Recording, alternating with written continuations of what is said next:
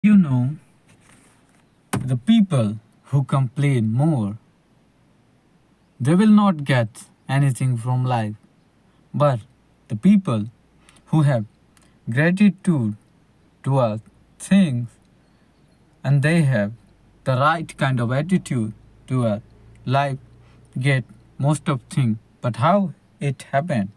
Because you move to a certain direction, because you have certain kind of attitude and certain kind of. Do you know about the smell? If you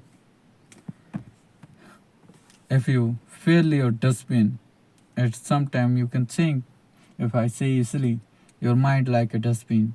If you put lots of garbage inside, only the garbage smell too bad and it will come to your nose so hard and you will be feel terrible.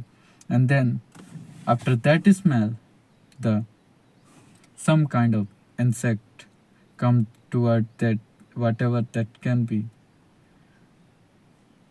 So if you put some flour on it and good kind of stuff, then the some other kind of insect come on it.